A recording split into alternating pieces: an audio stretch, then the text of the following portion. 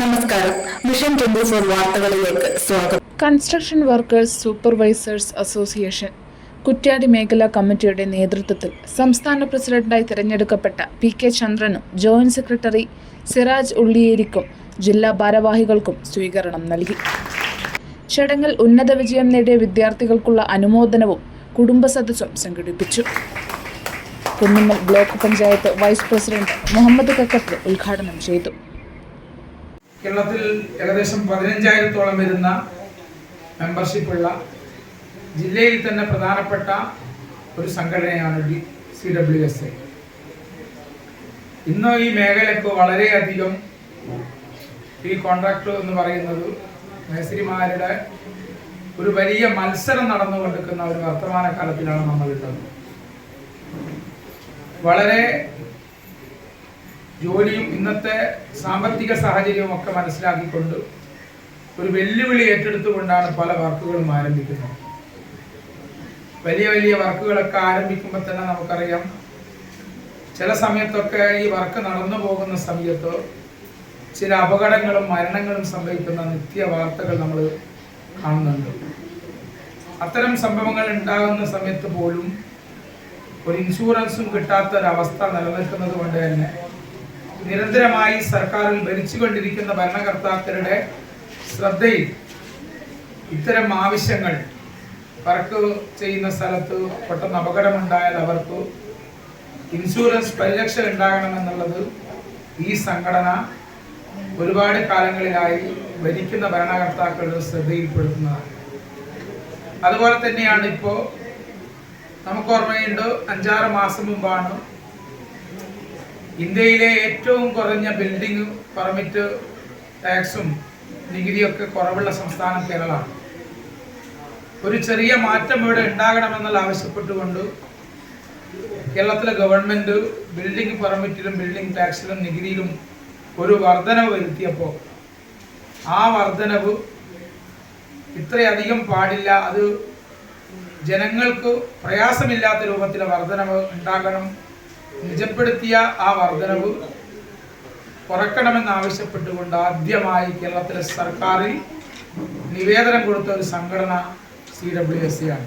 അതുകൊണ്ട് തന്നെയാണ് കേരളത്തിലെ ഗവൺമെന്റ് വർദ്ധിപ്പിച്ച നികുതിയും അതുപോലെ തന്നെ പെർമിറ്റ് ടാക്സ് ഒക്കെ നേർപകുതിയാക്കി കുറച്ചുകൊണ്ടിരിക്കുന്നത്. ഉദ്ഘാടനത്തോടൊപ്പം നടത്തി എന്നതിലുള്ള അതിയായ സന്തോഷം കൂടി അദ്ദേഹത്തെ അറിയിക്കുകയാണ്. അടുത്തതായി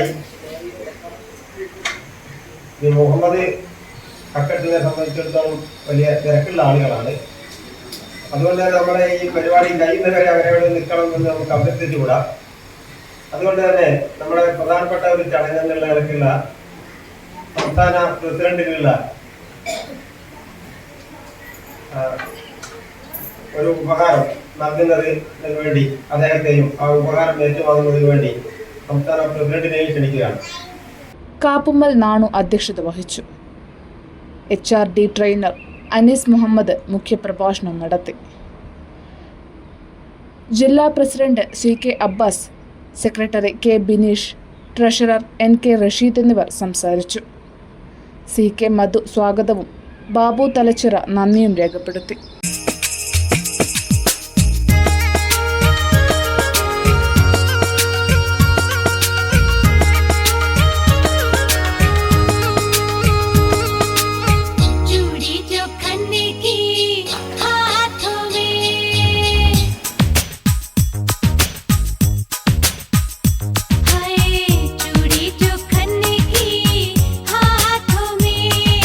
നിങ്ങളുടെ സ്വപ്നങ്ങള്, നിങ്ങളുടെ ആഗ്രഹങ്ങള്, നിങ്ങളുടെ ജോലി, നാളെ കാലത്ത് നിങ്ങൾക്ക് നിങ്ങളുടെ രക്ഷിതാക്കളെ സംരക്ഷിച്ച് ചേർത്ത് പിടിക്കാനുള്ള ഉത്തരവാദിത്വത്തിന്റെ പൂർണ്ണതയിൽ നിൽക്കുമ്പോ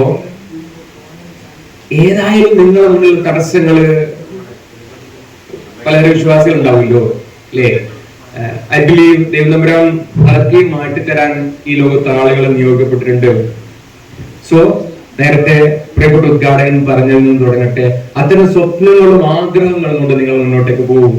അതിന് കുറെ പ്രതീക്ഷകളും സ്വപ്നങ്ങളും ആഗ്രഹങ്ങളൊക്കെ ഉണ്ട്. എന്റെ പ്രിയപ്പെട്ട മക്കള് മുന്നോട്ടേക്ക് പോകും.